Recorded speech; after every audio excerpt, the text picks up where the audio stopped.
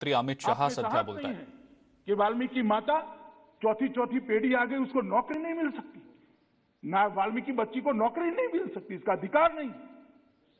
इसके मानव अधिकार के पास आपके लिए शब्द भी नहीं है, संवेदना भी नहीं है, मगर हमारे लिए शब्द भी है, कृति भी है और संवेदना भी। मान्यवर, रोशनी जैसे कानूनों को रद्द कर दिया गया, भ्रष्टाचार पर कार्यवाही हो रही है, क्योंकि पहले भ्रष्टाचार का कानून ही नहीं था। ये पूछ रहे हैं ना 370 क्यों होता है? वहां पर रिजर्वेशन नहीं होता था, वहां महिलाओं को अधिकार नहीं था, वाल्मीकि लोगों को अधिकार नहीं था, ट्राइबल को अधिकार नहीं था, ओबीसी को अधिकार नहीं था, भ्रष्टाचार पर रोक नहीं थी, क्योंकि भ्रष्टाचार करना था, क्यों रोक लगाना? ढेर सारे कानून, देश के अच्छे बने हुए कानून, दहेज के लिए कोई कानून नहीं था, और आप हमें समझा रहे हो कि 370 को क्यों हटाया? मान्यवर, पाक अधिकृत जम्मू कश्मीर के लगभग 26,319 विस्थापित और 5300 विस्थापित जो युद्ध के समय आए, छंब के 10,065 विस्थापित, पश्चिमी पाकिस्तान के 5,764 विस्थापित, कश्मीरी प्रवासी जिसको बहुत संवेदना के साथ अपने अधीर रंजन जी बता रहे थे, 44,000 कश्मीरी पंडित। मैं आज उनको बताना चाहता हूं कि यही नरेंद्र मोदी जी के शासन में कश्मीरी पंडितों को हर परिवार को राहत कार्ड जिसके पास है उसको 13,000 रुपया हर महीना सरकार देती है।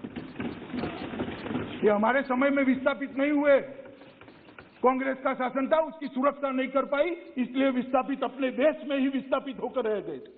इनको 13,000 हम निःशुल्क राशन देते हैं। पुनर्वास के अंक के रूप में कश्मीर घाटी में 3,000 नौकरियां दे दी गई है, 88 नौकरियों का चयन प्रक्रिया चालू है, और ये 6,000 लोगों को कश्मीर घाटी में घर के साथ 2022 के साथ हम बसा देंगे और वर्षों पुराना हमारा स्वप्न समाप्त। 3,000 लोगों को दे चुके हैं निरंजन जी, नौकरी ऑलरेडी दे चुके हैं। 70 साल में एक दिया है तो बताओ, एक। और 6,000 लोगों का घर बनाने की योजना भी, जमीन भी आवंटन कर दी है, बजट का भी आवंटन हो गया है, प्रक्रिया चालू हो गई है। और प्रोफेशनल कॉलेज में दाखिले के लिए देश भर में रिजर्वेशन किया गया है। मान्यवर, पहाड़ी भाषी जनसंख्या के 1,74,000 लोगों को आरक्षण नियम संशोधित कर 4% आरक्षण, ये 370 हटने के कारण मिला है। अंतर्राष्ट्रीय सीमा के पास के गांवों के 17,000 लोगों को यही सदन में मैं ही बिल लेकर आया था, जिनको रिजर्वेशन दिया है, पहले नहीं दे सकते थे। आर्थिक रूप से कमजोर वर्ग को 1.16 लाख लोगों को अब आरक्षण का लाभ मिलना शुरू हो गया है, क्योंकि 1.16 लाख बीपीएल परिवार को 10% आरक्षण का लाभ मिल रहा है, जो 370 के कारण नहीं मिलता था। 1,500 सफाई कर्मचारी परिवारों को पूरा अधिकार देने का काम किया है। आप हमें पूछ रहे हो क्या किया? मान्यवर, 370 जाने से जम्मू कश्मीर में किसी के साथ अन्याय हो, इस संभावना को ही समाप्त कर दिया गया है।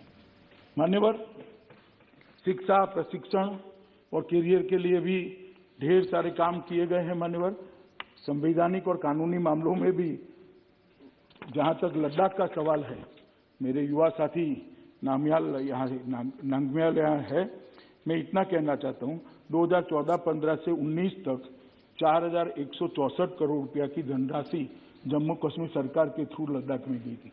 हम कितना भेजे उसका महत्व ही नहीं था, वो लद्दाख पहुंचती ही नहीं थी। तो 14 से 19 के बीच में 4,164 और 31/10/19 मतलब 370 जाने के बाद निरंजन जी 31/20 तक 3/20 करोड़ रुपया ऑलरेडी हम भेज चुके हैं। जो 5 साल में मिलता था वो 17 महीनों में मिला है लद्दाख वालों को। मान्यवर, इतना ही नहीं है, लद्दाख को 2 नए डिग्री कॉलेज दिए गए हैं, नए एयरपोर्ट टर्मिनल और जिला अस्पताल का अपग्रेडेशन का काम शुरू हो गया। सब 17 महीने में ही हुआ। सुमति जी, लद्दाख के पर्यटन को बढ़ावा देने के लिए 5 नए टूरिस्ट सर्किट भारत सरकार ने बनाए हैं। 5 नए ट्रैकिंग रूट्स भी खोले गए हैं। सुदूर क्षेत्रों में सब्सिडाइज हेलीकॉप्टर की व्यवस्था शुरू कर दी गई, जिससे टूरिज्म बढ़े। लगभग लद्दाख में 7500 मेगावाट क्षमता वाला देश का सबसे बड़ा सौर ऊर्जा यंत्र लगाने की कार्यवाही भी शुरू कर दी गई है, जो लद्दाख के लोगों की लाइफलाइन होगी। ढेर सारे लोगों को रोजगारी मिलेगी। परंपरागत चिकित्सा प्रणाली उसको रिवाइव किया गया है। National institute for Sowa Rigpa की स्थापना नवंबर 2019 की कैबिनेट में कर दी गई है। कारगिल हवाई अड्डे के व्यवहार्यता अध्ययन फिजिबिलिटी स्टडी के लिए लद्दाख प्रशासन और अपने विमानपत्तन विभाग इसके साथ एग्रीमेंट हुआ है। Mission integrated development of horticulture के तहत 28,870 ऐसे पौधे जो ठंडी में भी जिंदा रह पाए उनको लगाने का काम किया गया है। ई गवर्नेंस की दिशा में गांव तक ई गवर्नेंस पहुंचे, इसके लिए ढेर सारी सुविधाएं कई ई स्टैम्प शुरू कर दिया है, ई कोर्ट फी शुरू कर दी है। माननीय प्रधानमंत्री जी ने लद्दाख में एक सेंट्रल यूनिवर्सिटी का भी अनुमोदन कर दिया गया है। माननीय अध्यक्ष जी, विकास पैकेज के तहत जो 80,000 करोड़ रुपया था उसमें इसका उचित हिस्सा भी लद्दाख को दिया गया है। और सभी राज्यों के जैसे यहाँ पर गुजरात भवन होता है, यूपी भवन होता है, बिहार सदन होता है, लद्दाख को भी 70 साल के बाद अपना भवन और सदन यहाँ पर मिला। भारत सरकार की कई सारी योजनाएं वहाँ पर थी, उसमें लगभग 80% कवरेज कर दिया गया है। रोड कनेक्टिविटी में सुधार के लिए 11 पुलों और 578 किलोमीटर रोड का काम हाथ पे लिया गया है। जो जिला टनल का काम शुरू कर दिया गया है। रिमोट एरिया में टेली कनेक्टिविटी के सुधार के लिए 80 सेट फोन और 124 वास्ट स्थापित किए गए हैं। पावर इंफ्रास्ट्रक्चर के लिए कारगिल में, लेह में 500 KW के मिनी हाइड्रो प्रोजेक्ट स्थापित किए गए।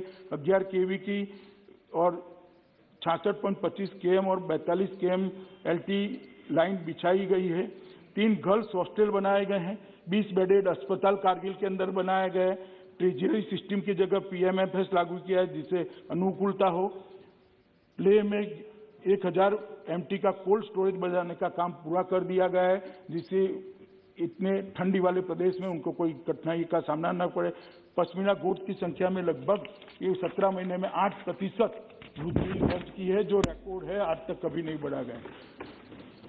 लद्दाख के पिछले क्षेत्र के लिए विकास पैकेज लगभग 50,000 करोड़ का पैकेज प्रधानमंत्री जी तय कर रहे हैं, जो आने वाले दिनों में लद्दाख को मिलने वाला है।